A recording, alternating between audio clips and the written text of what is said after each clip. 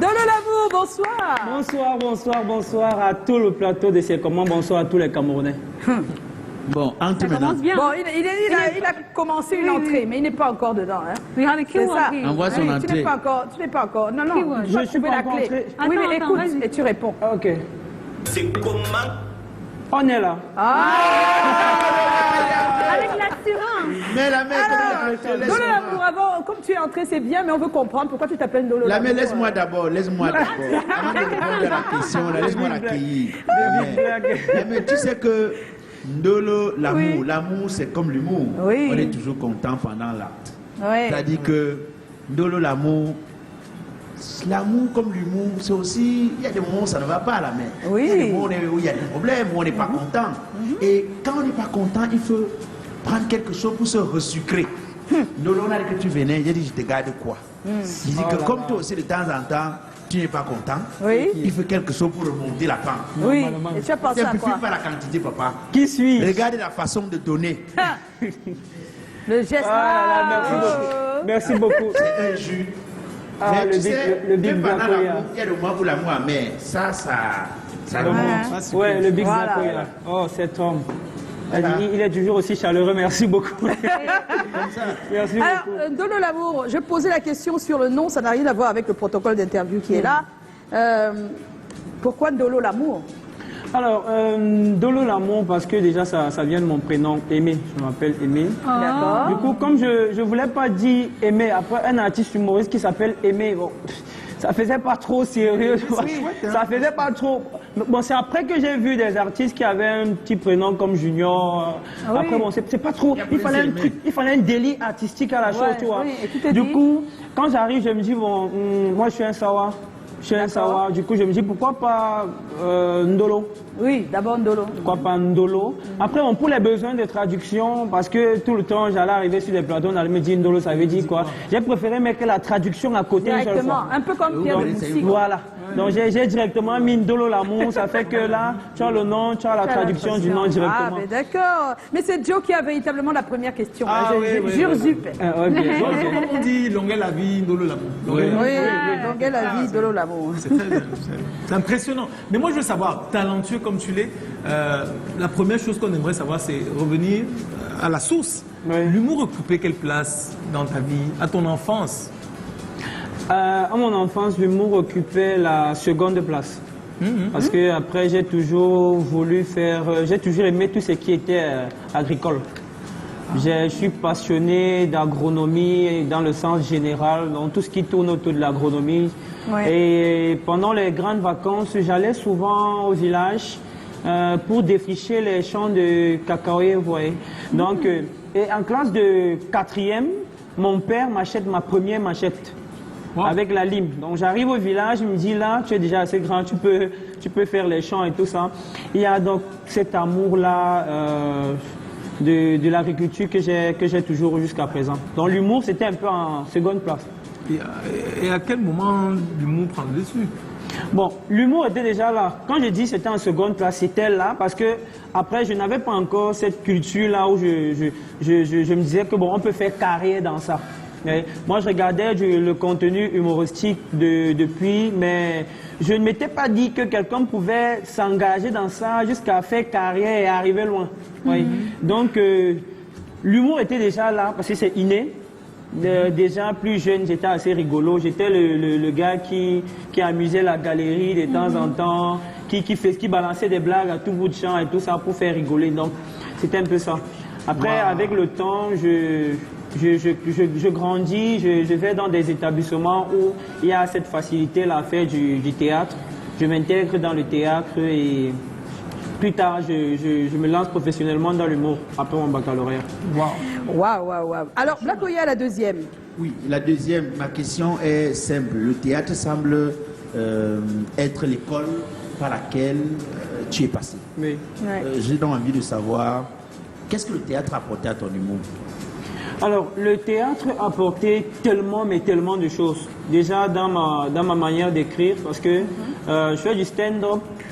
C'est un peu différent de ce qu'on a l'habitude de voir, surtout ici au Cameroun et peut-être en Afrique centrale, dans certains pays. Donc, je suis dans du stand-up, c'est l'art de l'écriture et de l'interprétation des textes comiques. Donc, il y a des techniques d'écriture, après il y a des techniques d'interprétation. Donc, le théâtre est venu apporter un plus, vraiment beaucoup plus dans mon jeu sur scène. Parce que sur scène, j'ai cette facilité-là à interpréter les personnages. Vous avez vu tout à l'heure, par exemple, au niveau du texte sur les débats politiques, il fallait interpréter le journaliste, il fallait que je sois moi-même, il fallait interpréter les panélistes et tout ça. Donc, le théâtre m'a permis de facilement faire ce genre de choses. Aussi, le déplacement sur scène, l'interaction avec le public qui est devenu plus facile et qui est un élément très important dans le stand-up. Donc, le théâtre a vraiment apporté tout ça. Alors, comment te décides-tu de faire de la comédie, de l'humour, ta profession, alors que tu as fait biochimie à l'université de Douala, quand même. Donc tu avais déjà prévu quelque chose, on va dire ça comme ça. Pour ta carrière. Pour ta carrière. Tu voulais être un chimiste.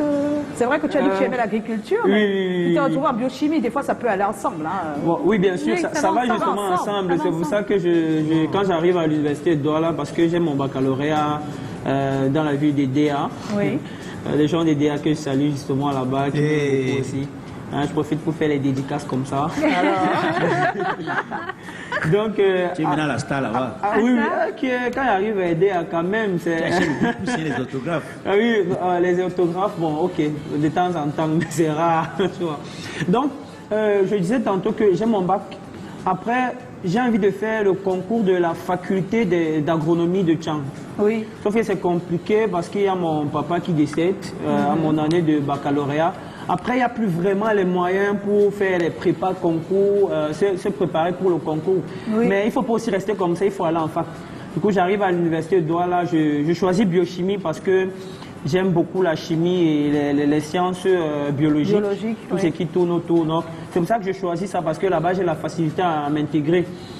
Et je rencontre Blaise Calaba, Blaise Calaba. Je rencontre Blaise sur une scène. Comme au collège, j'imitais beaucoup Jean-Michel Cancan. Donc, quand j'arrive à l'université de Douala, qui est un territoire étranger, j'ai la chance de participer à un forum catholique. En fait, l'église catholique à Ange Raphaël là-bas. Oui. Et c'est pendant que je suis en train de jouer sur scène, Blaise était là-bas. Bon, Blaise, moi, je l'admirais déjà beaucoup parce que je le voyais passer à la télé, étant déjà en première, terminale, à Gogo. Je connaissais son talent. Donc, c'était un plaisir de voir Blaise se rapprocher vers moi et me dire, petit, tu as un truc, moi, je pense que tu peux intégrer le club Tam Tam Théâtre de l'Université de Douala, fais le théâtre avec nous et t'investis davantage dans l'humour. Oui. Donc c'est comme ça que je prends la chose à cœur. Je prends vraiment la chose à cœur. Tu prends ça au sérieux, quoi. Je prends au sérieux parce que là, j'ai Blaise Calaba qui est là, j'ai les encadreurs, Monsieur Théodore Kaïssé, voilà, qui m'a encadré justement dans le... Un bon critique. Voilà, dans le théâtre. Et un professeur. Voilà. Donc ils sont tellement professionnels, du coup, ils m'amènent à voir les choses professionnellement parlant. Voilà. C'est là que Tu penses que tu peux en faire un métier? Je pense que je peux faire. Et ta biochimie, qu'est-ce que tu en fais quand tu penses que tu vas plutôt opter pour l'humour et la comédie, tout ça? Comment la biochimie peut être tout le temps. Je continue de fréquenter, bien sûr. Oui. Je continue de fréquenter, mais après c'est compliqué parce que là est jaloux. À un moment, l'art est jaloux. Il va être tout seul. Quand tu veux faire l'art, il faut t'investir vraiment dans l'art. Ça ne te laisse pas vraiment la facilité de faire autre chose. Donc, je poursuis quand même, mais je parviens à prendre ma licence. C'était compliqué. Oui. C'était vraiment compliqué. Tu as quand même eu ta licence. De prendre ma licence, mais j'ai bravé cette licence et je l'ai eue. Et je me suis davantage investi dans le monde. J'ai fait beaucoup de scènes. Beaucoup de scènes. Oui, Ernestine. Peut-être avant ma question, tu l'as dit tout à l'heure, tu as rencontré Blaise Calaba, on l'a aimé, il nous a quittés tragiquement. Ça a été ton mentor également. Qu'est-ce qu'il t'a appris? Alors, on déjà... t'entend pas bien, hein, Ernestine. Tu parlais un peu plus fort, je t'entendais pas. Ah, d'accord. Donc, je demandais ce que Blaise Calaba, ton mentor, t'a appris de son vivant. Déjà, Blaise Calaba, avant ce qu'il m'a appris, il m'a intégré dans le mouvement humoristique au Cameroun. Parce que lorsque tu arrives et que tu es un jeune artiste, tu ne sais pas vraiment où aller. Tu ne sais pas quoi faire. Du coup, il est important d'avoir quelqu'un à côté de toi qui, lui, est déjà quand même assez intégré, qui a une certaine notoriété et une facilité dans le couloir d'une certaine manière. Donc, Après, il y a ceci que, on dit que parfois quelqu'un peut te donner l'occasion, mais il ne te donne pas le talent. Il te donne l'occasion, après c'est à toi de savoir concrétiser. Donc avec le peu que j'avais, Blaise Calabar a contribué à bonifier ça d'une certaine manière. Parce qu'il m'a appris les codes de l'humour. Oui. Il m'a appris les réalités de l'humour ici au Cameroun. Il m'a parlé des réalités ailleurs. Donc j'ai su jauger et il m'a appris à trouver mon style. En fait, parce que dans l'humour, il y a tellement de styles. Après, il faut découvrir celui qui est le tien pour mieux te mouvoir d'une certaine manière. Donc, Blaise Calabar a contribué à ça. Il m'a amené dans tellement de scènes, mais alors tellement de scènes, parce que la vérité, c'est que c'est sur scène que l'humoriste se perfectionne. Tu peux avoir toutes les bases, tu peux avoir les leçons et tout ça. Mais si quand tu tu fais pas la scène, tu ne connais pas la réalité en fait. Non, il m'a fait prester un peu de partout. Moi, j'ai presté dans des endroits où je ne m'imaginais pas. J'ai presté dans des snacks carrément, j'ai presté dans un peu de partout en fait. Donc, c'est à force de faire la scène que je sais reconnaître les types de public. Je sais l'humour qui passe dans tel public. C'est grâce à Blaise Calabar. Oh, c'est bien dit. Ouais. Alors, tu as été ensuite retenu à l'Académie panafricaine de stand-up de Valérie Dongo, une formation qui te porte en professionnel sur la scène du stand-up. Qu'est-ce qui t'a paru et qui te paraît encore difficile dans le métier jusqu'ici? Ce qui me paraît difficile, du moins il n'y a pas beaucoup de choses, parce que la vérité c'est que le Cameroun, du moins, le Cameroun a encore du mal à intégrer le stand-up, réellement, je peux le dire comme ça. Quand tu le dis, c'est-à-dire quoi par exemple? Qu'est-ce qui se passe? Qu'est-ce qu'il n'y a pas? Qu'est-ce qui manque? Alors, les Camerounais n'ont pas encore la culture du stand-up. La culture du stand-up. C'est quoi avoir la culture du stand-up? La culture du stand-up, déjà, c'est de pouvoir... C'est quand tu aimes déjà cet art-là et que tu as la capacité à te mouvoir pour cet art. Aujourd'hui, par exemple, on fait des spectacles et on publie les affiches un peu de partout, vous voyez. Et c'est compliqué pour quelqu'un de se déplacer et dire que bon, là, vraiment, je vais à un spectacle de stand-up, je vais à un comédie club. Il ne s'agit pas d'aller pour voir un artiste principalement. C'est que j'aime le stand-up et j'y vais. Comme j'aime la musique et parce qu'il y a un spectacle quelque part, j'y vais. Il y a tellement d'humoristes aujourd'hui qui sont talentueux, qui sont peu connus au Cameroun. Nous sommes nombreux, donc c'est difficile de faire une affiche avec des non-name et espérer remplir une salle même de 200 places. Est-ce que la communication ne devrait pas être différente parce que même la musique a le même problème. Ils se plaignent de ne pas pouvoir remplir des salles. Même les plus petites, des fois, ils n'arrivent pas. Parce que les gens viennent des fois pour un artiste, un nom, et non pour la musique. C'est-à-dire qu'on n'a pas la culture d'aller à un spectacle culturel. C'est-à-dire un peu comme au cinéma, tu peux savoir qu'il y a une salle de cinéma, tu y vas parce que tu veux voir un film. Ce n'est pas toujours parce que c'est le film dont on a parlé hier qui est super, non. C'est que tu aimes le cinéma, tu pars découvrir voilà, la culture d'aller vers un groupe d'artistes qui chaque vendredi fait un show. Point. On ne cherche pas à savoir qui c'est. C'est de ça que tu parles. Exactement, c'est de ça que je parle. Bon, même en musique, c'est pareil. Il y a aussi autre chose, c'est que souvent même, les gens viennent au spectacle, ils ont payé. Ils payent 10 000 VIP, ils sont assis. Pendant que vous êtes en train de prester, vous avez toute une salle qui est en train de rire, mais vous avez 3 ou 4 personnes qui regardent les shows dans le téléphone, qui font les commentaires. Si tu les regardes, tu es cassé tout de suite sur la scène. Les gens, c'est pas que c'est pas intéressant, les gens sont en train de rire. Mais ceux qui ont même payé le VIP devant là, et ils parlent de les choses au point où ils rient les propres choses. Tu sais que c'est pas ta part qui rit. Ils montrent les choses dans le téléphone, ils rient entre eux. Et tu as envie de te demander, mais qu'est-ce que c'est fait ici? C'est compliqué. Peut-être des fois les VIP viennent vraiment pour... Dans leur tête, c'est je viens soutenir. C'est pour ça qu'ils ne regardent pas peut-être. Mais là, on parle de l'amour de l'art, de cet art-là. J'aime voir des artistes sur scène, alors j'y vais. Voilà. Et je dis ça, on l'a pas. Si je peux faire une petite comparaison, je dis ça simplement parce que je fais la comparaison avec l'Europe, par exemple. Vous savez, là-bas, il y a la culture... Il y a la culture du théâtre. Non, je ne suis pas parti, mais... Il sait de quoi il parle. Je fais des recherches. C'est vrai, on n'a pas cette culture. Je m'intéresse. On n'a pas...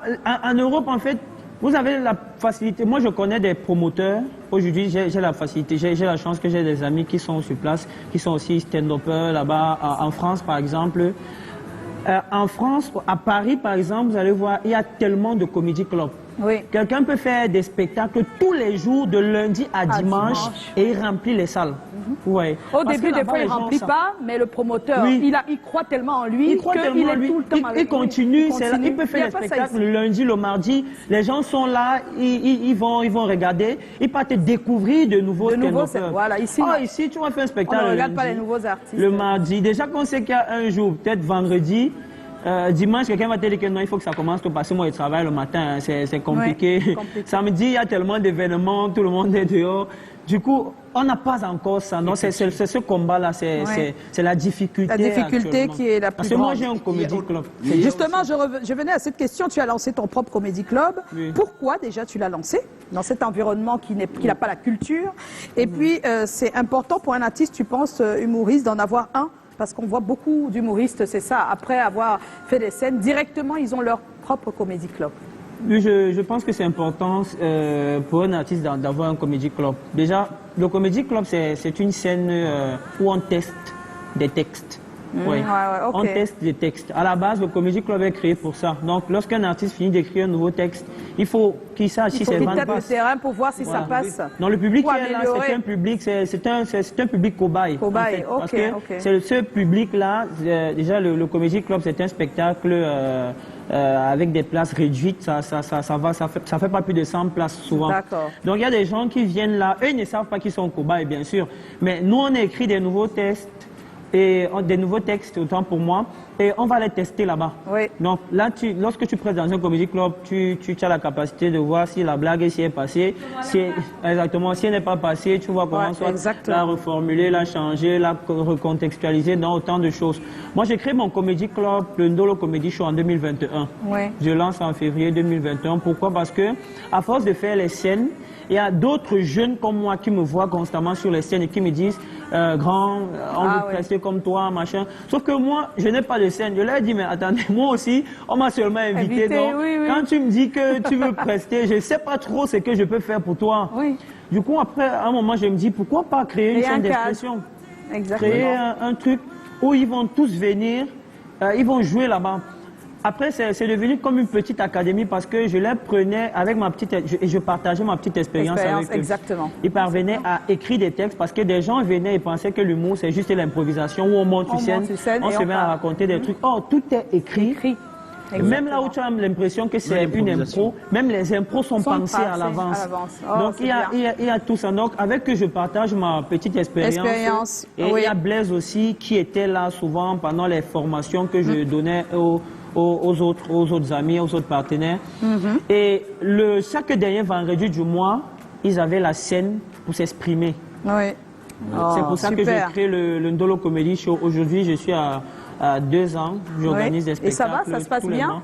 Oui, ça se passe bien, j'ai mon public. Voilà. Alors, est-ce que tu vis de ton art aujourd'hui? Je voulais demander. Où tu es en train? Ou bien tu vas vers? Je suis dans le processus. Le processus. Et tu penses que c'est possible? C'est possible, c'est possible. En faisant l'humour, en faisant le stand-up, j'ai découvert qu'il y avait beaucoup d'argent dans ça. C'est quoi ton rêve à long terme? Mon rêve, c'est de faire les plus grosses scènes au monde. Oui. Mon rêve d'abord, ce que je suis en train de travailler, c'est de faire des scènes aux États-Unis en anglais. Ah, en plus, en anglais. Je veux prester en anglais, c'est pour ça que je me suis inscrit dans un centre. Je ne parle pas pour apprendre la langue. Voilà. Et abandonné pour venir faire l'humour. Tu crois que c'est facile à mettre? Voilà. Ndolo L'Amour est notre invité. Tu bouges pas. On va te parler ensemble de ce thème de ce soir. Comment aider son enfant à reprendre confiance en lui après des résultats catastrophiques. Je vous propose qu'on fasse